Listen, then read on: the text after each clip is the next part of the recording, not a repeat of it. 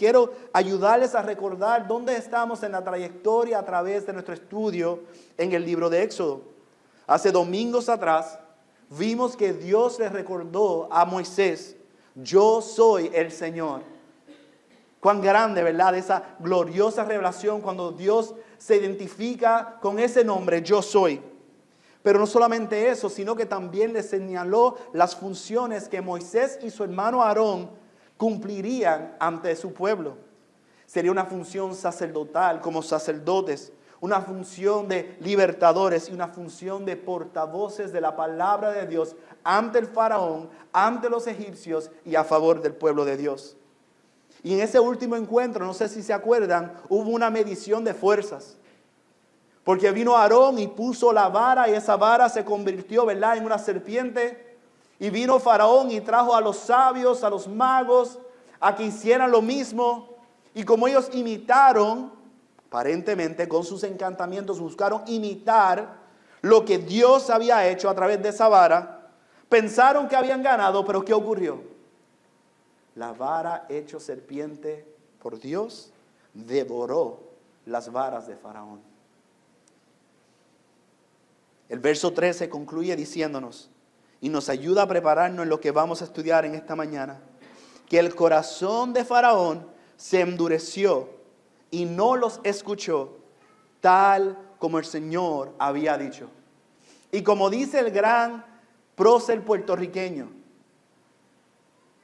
el atleta, el portavoz y nuestro pastor Félix Cabrera, cerró con esto. Cerró y dijo, lo que viene de ahora en adelante para Faraón es que, lo que nosotros vemos en los próximos 5 capítulos es que es un llover y no escampar hasta que lo que Dios prometió se cumpla al pie de la letra. Lo que Dios dijo que va a ocurrir porque Dios lo ha proclamado. Así que hoy continuamos en nuestra serie, donde estamos viendo, yo seré tu Dios, tú serás mi pueblo, en el libro de Éxodo. Y estaremos viendo el comienzo de este llover sin escampar sobre Faraón y sobre Egipto. Porque miraremos hoy el primer acto poderoso, el agua convertida en sangre. Así que le invito a que vayan conmigo a sus Biblias, al capítulo 7 del libro de Éxodo. Estaremos viendo esta mañana los versos 14 y al 25. Cuando lo tengan, por favor, digan amén. Y denme una oportunidad para tomar agua.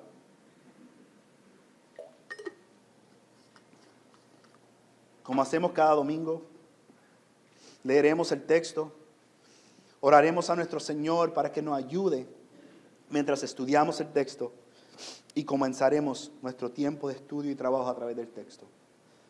Leemos la palabra del Señor. Entonces el Señor dijo a Moisés, disculpen, el Señor le dijo a Moisés, el corazón de Faraón es terco, se niega a dejar ir al pueblo. Preséntate a Faraón por la mañana cuando vaya al agua y ponte a orillas del Nilo para encontrarte con él.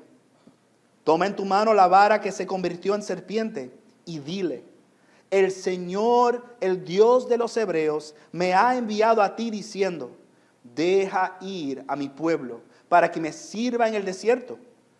Pero hasta ahora no has escuchado. Así dice el Señor. En esto conocerás que yo soy el Señor.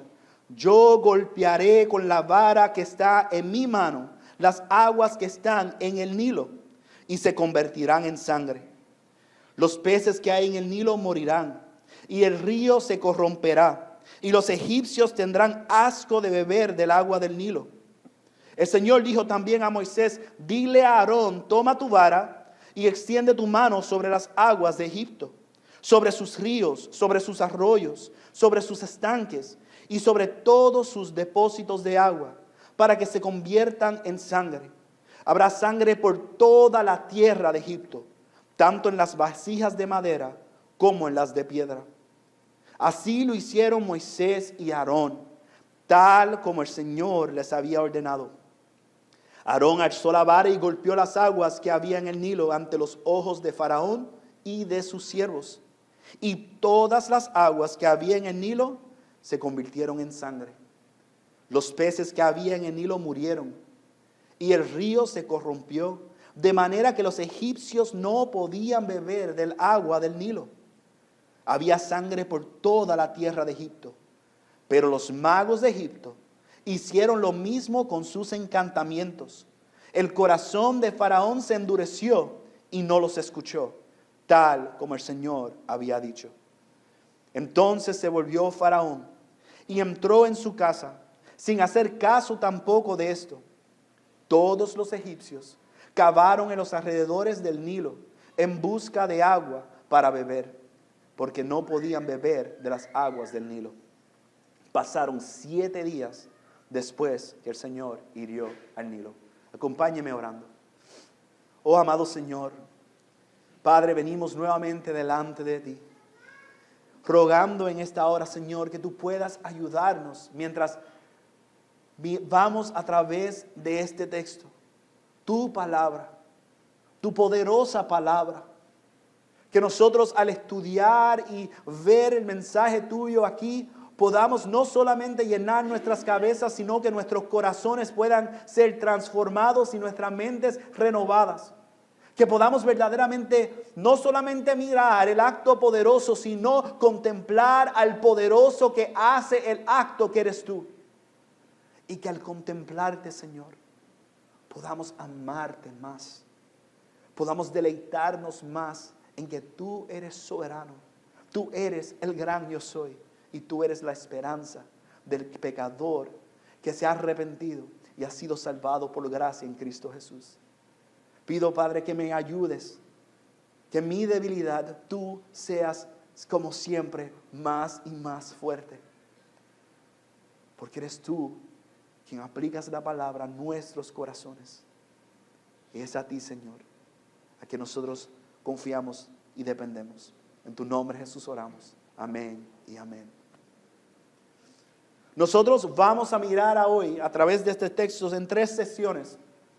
Vamos a mirar la primera sección donde miraremos las instrucciones de Dios en los versos 14 al 19. Luego miraremos el primer acto poderoso en los versos 20 y 21.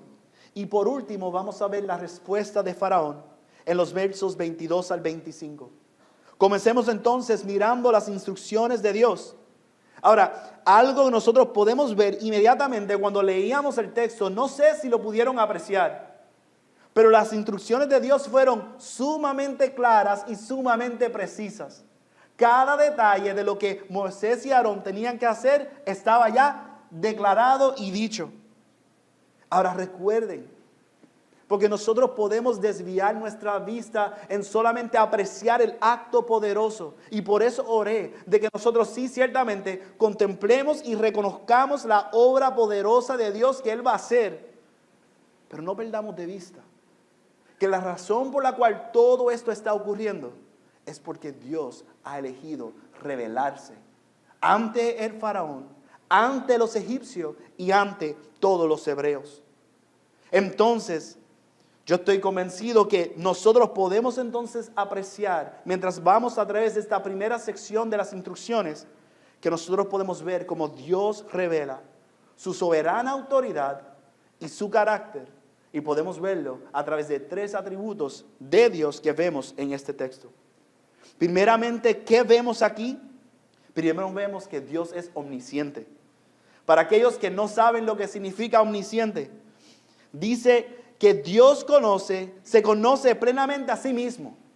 ¿Quién puede conocer a Dios sino Dios mismo? Él se conoce plenamente. Te da un sentido de cuán grande es la comprensión y el conocimiento de Dios. Pero también conoce todas las cosas reales y posibles en un solo acto sencillo y eterno. Él eternamente conoce todas las cosas, soberanamente conoce todas las cosas. Por eso Dios puede mirar el corazón del hombre. Dios conoce el corazón del hombre. Dios conoce cada uno de nuestros corazones. Y empieza en el verso 14 diciendo que el Señor conoce y ve el corazón terco del faraón. Él le dice, el verso 14, el Señor le dijo a Moisés, el corazón del faraón es terco ¿Y qué más? Se niega a dejar ir al pueblo. Esa palabra terco en hebreo es kabed. Tengo que aprovechar, el pastor Fernando no está y yo estoy estudiando este hebreo y le doy gracias al Señor que por su gracia puedo usarlo una vez en 3 años. Porque además de eso, pues lo dejamos para cuando el Señor estemos en el cielo. Pero ¿qué significa esa palabra terco? Una persona aquí dice, a mí me decían terco y era un orgullo donde quiera que yo iba. No. Decir que alguien es terco está hablando que es una persona, y en el caso de Faraón, esa palabra, su corazón está diciendo que es pesado, es opresivo. Es una persona difícil, embotado, como un cuchillo sin filo. Es sordo, está cerrado, es insensible, es grueso su corazón, difícil de penetrar.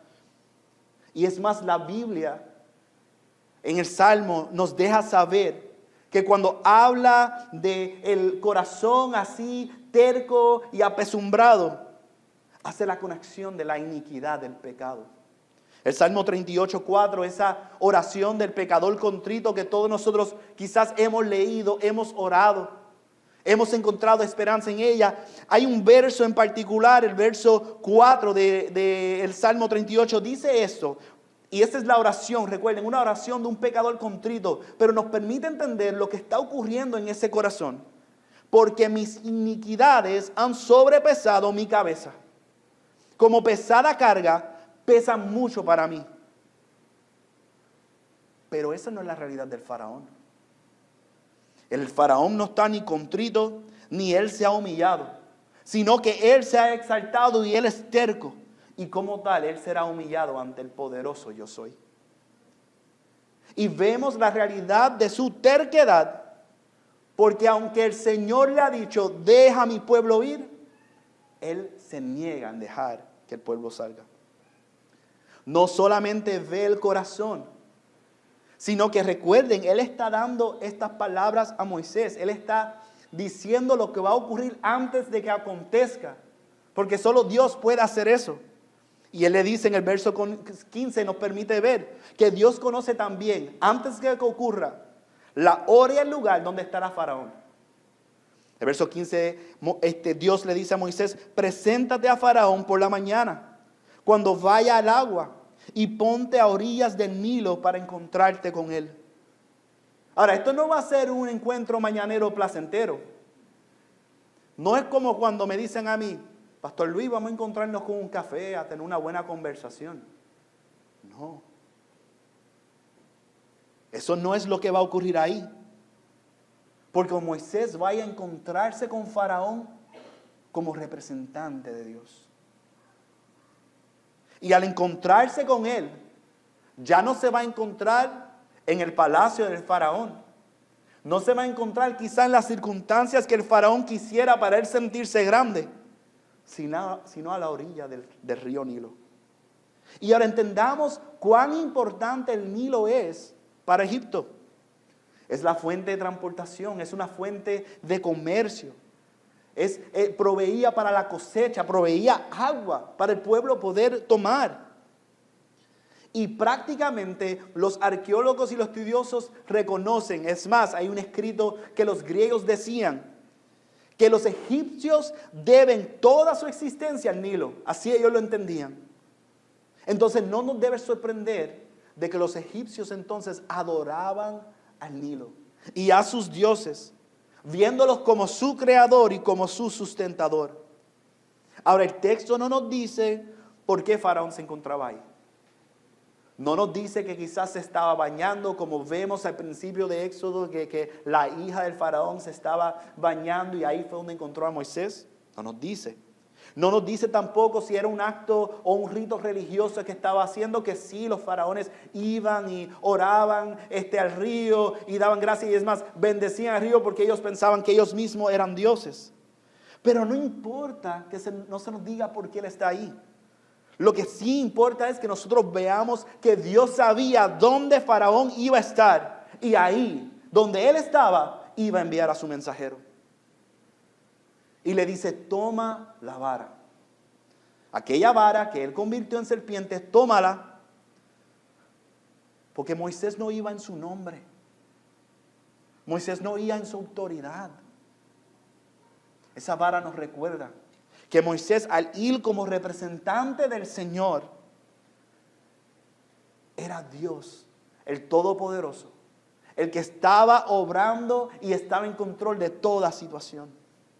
Entonces Moisés, como el representante de Dios, como el portavoz, como el enviado por Dios para libertar a los israelitas, a los hebreos de Egipto, tenía que ir a donde Faraón, exactamente en el lugar y a la hora que Dios le había dicho, al lado del Nilo.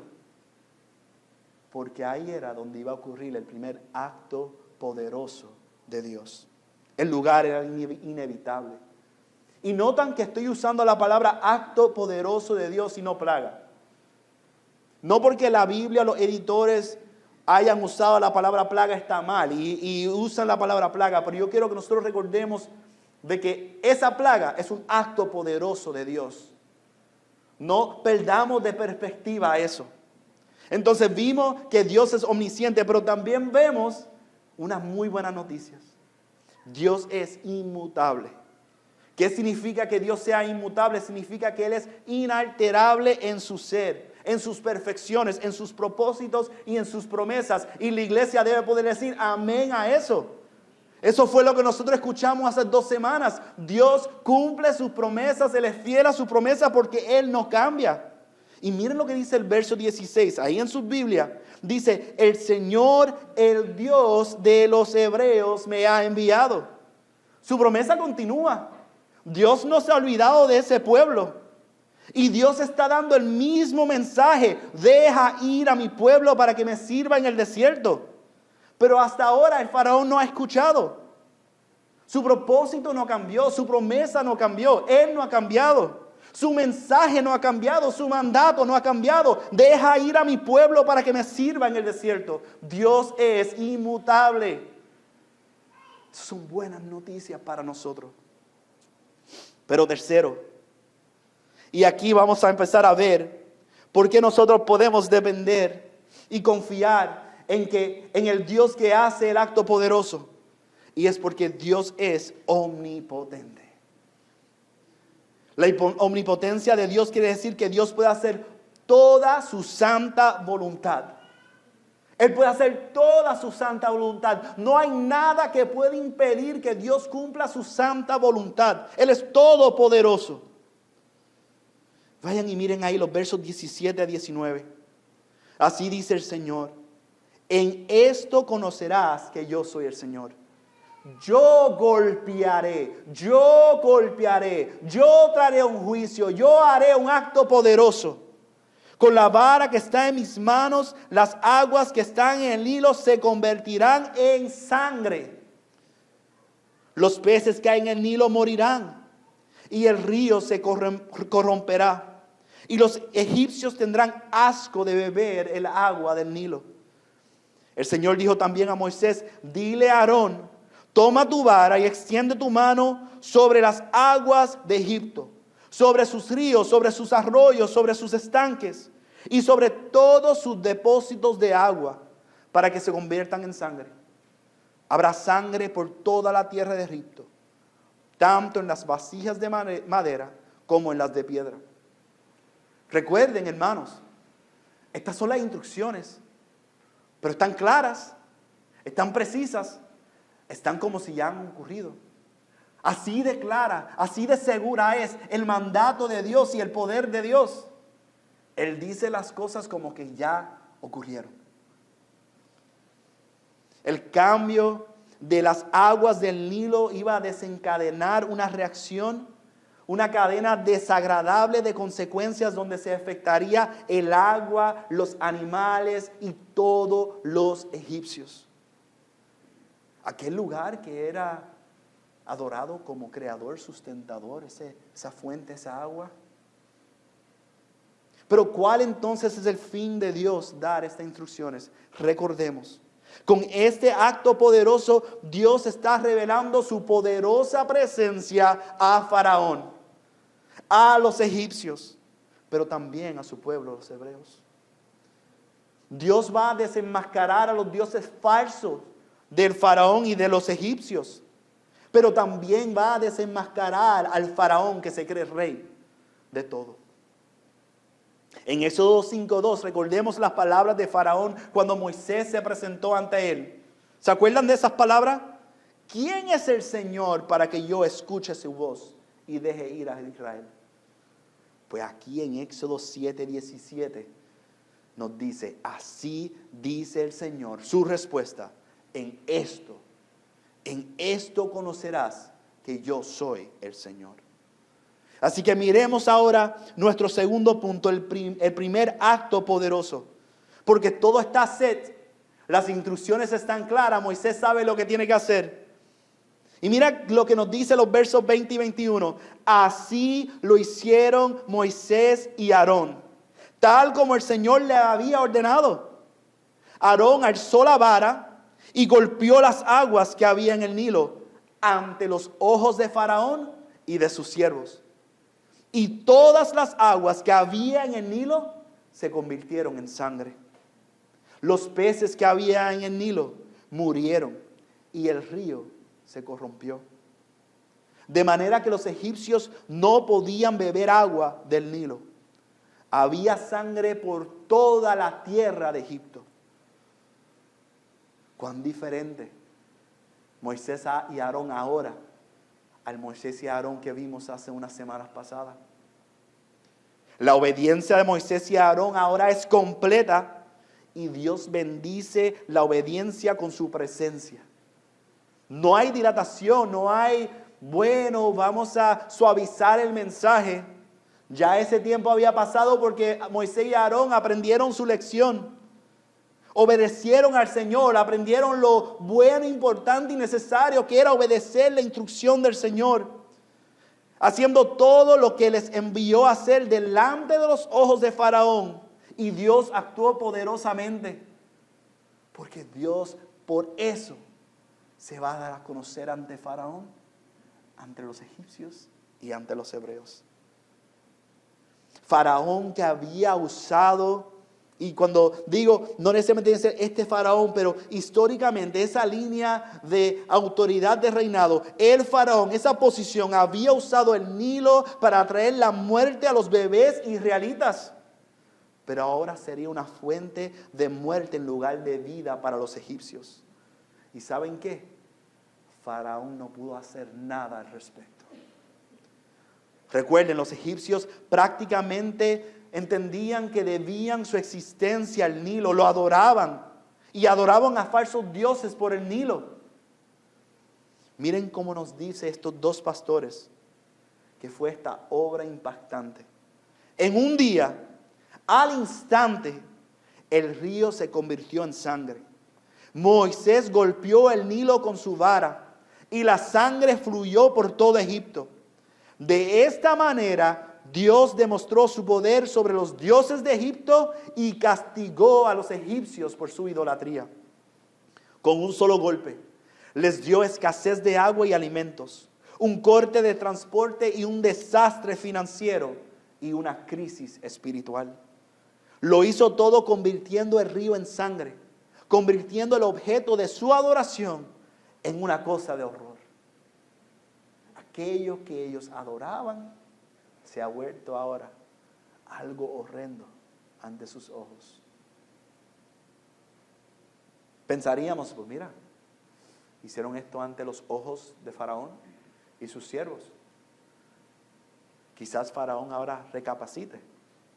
Muchos me miran y me dicen, no, esa no es la historia. Yo lo sé. Pero si nosotros estuviéramos en ese lugar, quizás nosotros confiaríamos, yo hubiese reaccionado diferente. Lamento decirte que un corazón terco y endurecido es un corazón sordo. ¿Cuál fue la reacción de Faraón ante el acto poderoso? Así como Moisés y Aarón, ¿habría él aprendido la importancia de obedecer el mandato? Claramente no. Los versos 22 al 25 nos dan la respuesta del Faraón. Primero nos dice que los magos de Egipto hicieron lo mismo con sus encantamientos. ¿Y qué fue la reacción del Faraón? El corazón de Faraón se endureció y no los escuchó, tal como el Señor había dicho. Pero interesante, ¿necesitaba Faraón o los egipcios que los magos hicieran eso? Los magos pudieron imitar la conversión del agua en sangre, pero ¿sabe lo que no pudieron hacer? No pudieron refrenar ni revertir la plaga creada por Dios. Si son tan poderosos, ¿por qué no simplemente convirtieron la sangre en agua? Porque ellos podían imitar falsamente. Pero esa farsa fue suficiente para que el faraón endureciera aún más su corazón y no escuchara al Señor. Se volviera más altivo, más soberbio. Y el apóstol Pedro habló de eso. Él escribió recordando lo que escribieron en el Antiguo Testamento, que Dios resiste a los soberbios, pero da gracia a los humildes. Entonces el endurecimiento de Faraón fue tal que mira la acción de este rey. Versos 23, 24 y 25. Entonces se volvió Faraón y entró en su casa, sin hacer caso tampoco de esto. Todos los egipcios cavaron en los alrededores del Nilo en busca de agua para beber, porque no podían beber de las aguas del Nilo. Se cumplieron 7 días después que el Señor hirió el Nilo. Ahora recuerden, el faraón es el rey de Egipto. Era su deber como faraón mantener orden y control, pero ahora su autoridad como rey quedaba expuesto ante el único y verdadero Señor. Aquel que él decía que no conocía, pero que estaba revelando a través de su presencia y poder quién él era, el verdadero, el yo soy. Miren, pasaron 7 días después de que el Señor hirió al Nilo. Y la respuesta de Faraón me recuerda de Proverbios 29:2, donde nos dice: cuando los justos aumentan, el pueblo se alegra, pero cuando el impío gobierna, el pueblo gime. ¿Qué clase de rey es este? Que el pueblo, sufriendo y cavando, le da la espalda y va a su casa. ¿Qué clase de rey es este? Cuánta la iniquidad de su corazón. Pero donde el faraón le dio la espalda ante el sufrimiento de su pueblo, dejándoles desamparados y desesperados, buscando, cavando agua para tomar, el yo soy se hace presente. El yo soy ha escuchado el clamor de su pueblo oprimido. Él ha venido para librarlos, redimirlos y libertarlos de la esclavitud. Y ha enviado a sus mensajeros para poder enfrentar al faraón y para el yo soy revelarse, darse a conocer, que su nombre fuera conocido. ¿Cómo entonces nosotros aplicamos esto? Porque yo creo que en Puerto Rico ninguno de los ríos se llama Nilo. Y yo creo que en Puerto Rico no tenemos faraón, aunque a veces hay algunos que creen que son faraones. Recordemos, este es el primero de los actos poderosos de Dios para librar a su pueblo de Egipto. El Señor mismo hace una división por este acto entre los que son su pueblo y los que no son. Porque para los que son su pueblo, para los que son suyos, este acto es una gloriosa manifestación del poder de Dios para salvación, para su libertad. Ellos ven esto y ellos alaban al Señor. El Dios que dijo que vino a libertarnos, que Moisés dice que Él vino porque Él quiere sacar al pueblo de aquí para que puedan estar donde Él está, para que puedan adorarle. Él se ha manifestado con este acto poderoso. Pero para los que no son del pueblo, este acto es juicio de Dios en su contra, temeroso. Ese río en el que tenían esperanza se ha vuelto un horror. Pero ¿saben qué? De una manera mucha más, mejor, mayor, porque como mi primer idioma inglés me gusta decir esos disparates. para que podamos entender la grandeza de lo que vamos a ver en conexión aquí. De una manera mucho mayor, hace 2000 años hubo un acto, el acto más poderoso de Dios para salvar a su pueblo por medio del Hijo Jesucristo el Señor. Nuevamente la sangre fluyó, pero en esta ocasión esta sangre pagó el precio del juicio, cubriendo nuestros pecados, habiendo Cristo recibido toda la ira de Dios en nuestro lugar. Y al resucitar el Señor de entre los muertos, nos dio esperanza de vida eterna. Pero nuevamente hay dos grupos, hermanos y amigos que nos escuchan. Hay dos grupos, solo hay dos. Están los que son su pueblo y los que no. Están los que lo conocen y conocen que Él es el Señor. Y están los que no. Y su corazón sigue endureciéndose.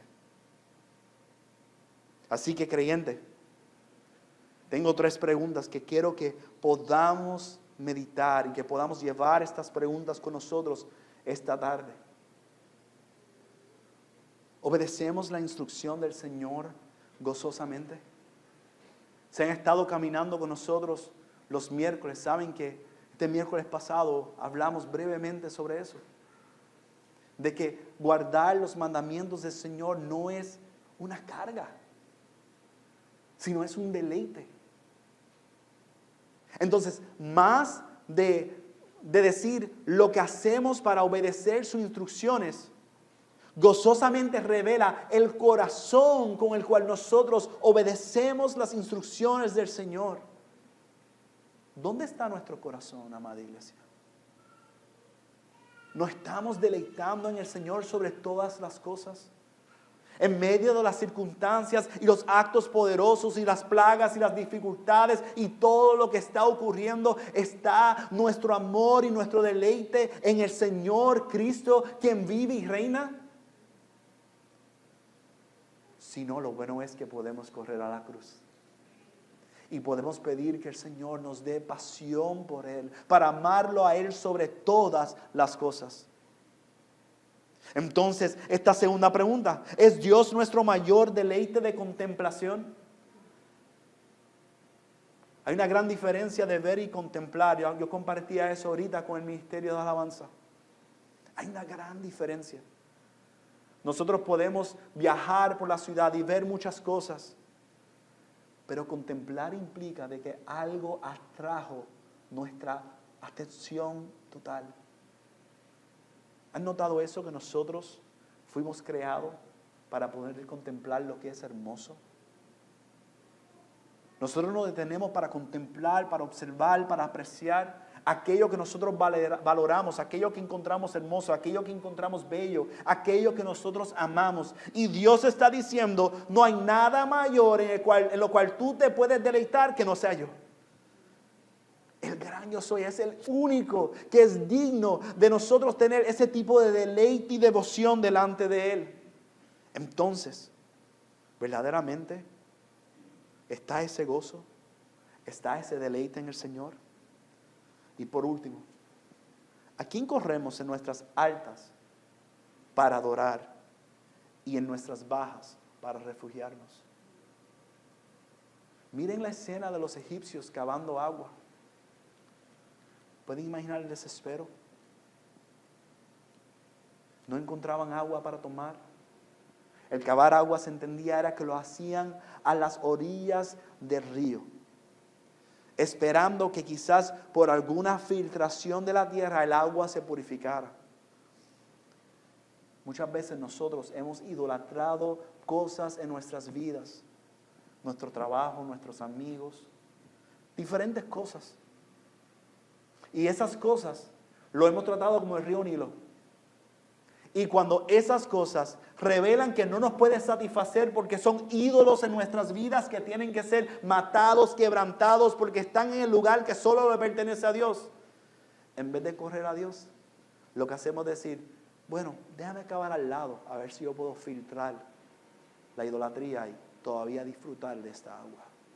Hermano, Tenemos que cuidarnos de esto, que en nuestras altas nuestra adoración sea plenamente para el Señor, y en nuestras bajas, como leímos en el Salmo 46, que podamos decir que Dios es nuestro amparo y nuestra fortaleza. Él es nuestro refugio.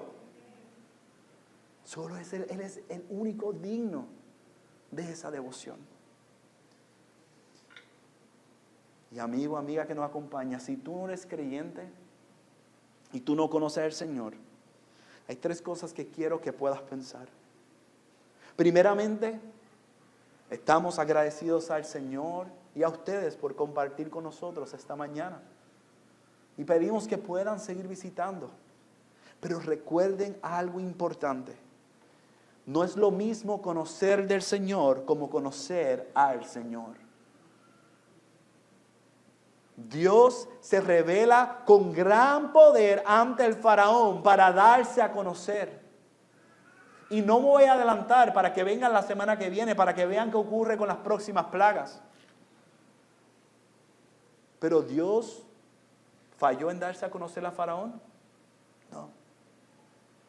Pero el corazón de faraón estaba tan endurecido que no importando cuántos milagros él viera, no importando cuántas veces viera la misericordia y la bondad de Dios, cuando él rogaría a Moisés, por favor, ora a Dios para que esto se detenga. Esto está fuera de control. Él nunca llegó a conocer al Señor. Así hay muchos allá afuera. Y posiblemente puede ser que hay muchos aquí adentro. Que porque tenemos libretas llenas sobre detalles sobre el Señor, creemos conocerlo. Mi oración, amigo, amiga que me escucha, es que genuinamente tú puedas conocer al Señor. No hay nada mejor que conocer al Señor. No hay nada mejor que conocer su bondad, su misericordia, su gracia y la paz que el mundo no te puede dar. Así que no es lo mismo conocer de Él que conocerlo a Él. Así que como eso no es igual, tienes que arrepentirte de tus pecados. Muchos creen que con el conocimiento del Señor va a ser suficiente. Quizás creen que como conocen del Señor y consideran que hacen buenas obras, van a poder ir ante Él y decir: yo sé quién tú eres. Aquí está la lista de todas las cosas que yo he hecho en tu nombre. Pero si tú no has conocido al Señor, lamentablemente el Señor te dirá: apartaos de mí, hacedor de mal, porque yo nunca te conocí.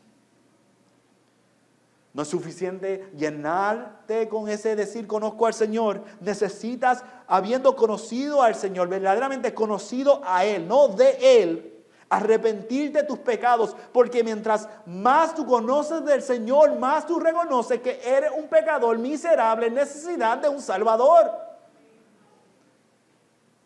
Entonces tenemos que arrepentirnos y tenemos que creer el Evangelio. Tenemos que creer las buenas nuevas. Tenemos que creer que su muerte en la cruz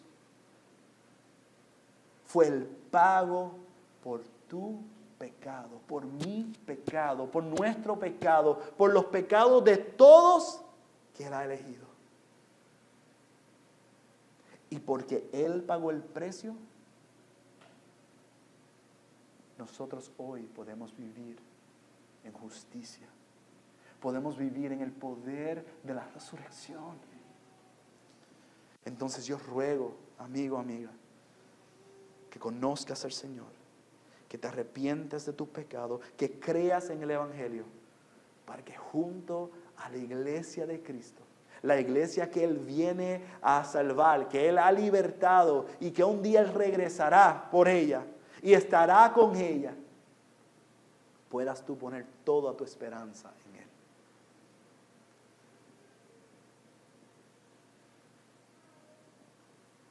El trabajo no te va a dar lo que solamente Dios puede dar. La familia la casa, la apariencia de hogar perfecto, los eventos, el reconocimiento, el aplauso de la gente, el dinero.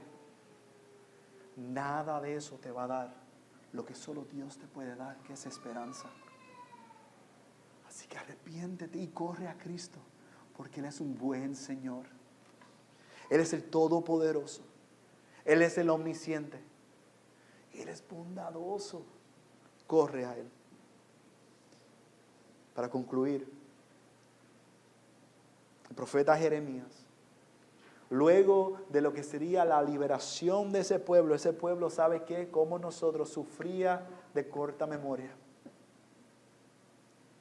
Sufría de olvidar de quién era el Señor, lo que había hecho, la bendición que ellos tenían de ser su pueblo, pero que tenían que vivir como su pueblo, deleitándose en Él, obedeciéndole gozosamente, deleitándose en poder tener comunión con Dios. Y a causa de eso, ¿qué fue lo que ocurrió con ellos? Fueron nuevamente sacados, exiliados. Pero Jeremías, el profeta, Dios habla. Y mi oración es que nosotros, todos los que estamos aquí, y esta es la razón por la cual estamos aquí anunciando la esperanza de vida en Cristo Jesús, que Él se ha conocido, es este. Jeremías 24:7 nos dice: les daré un corazón para que me conozcan. Porque yo soy el Señor, y ellos serán mi pueblo, y yo seré su Dios, pues volverán a mí de todo corazón.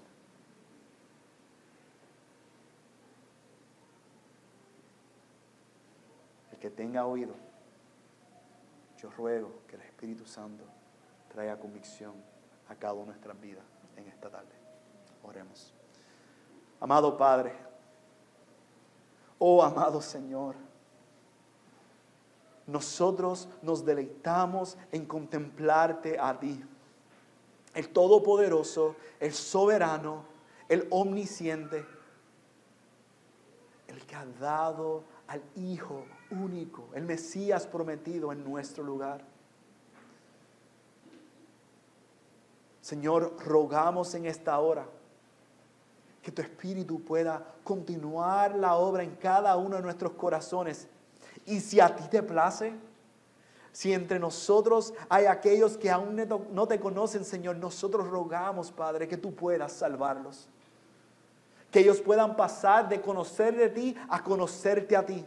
Que ellos puedan pasar de muerte a vida. Que ellos puedan pasar de buscar refugio, cavando hoyos al lado del río, a poder correr al río que fluye de agua viva que viene de ti.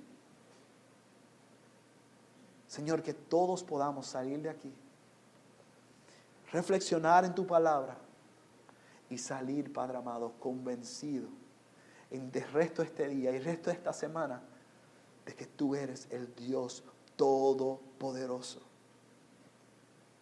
y que has hecho un acto poderoso para salvar a los tuyos y por el cual nosotros solamente merece que te adoremos.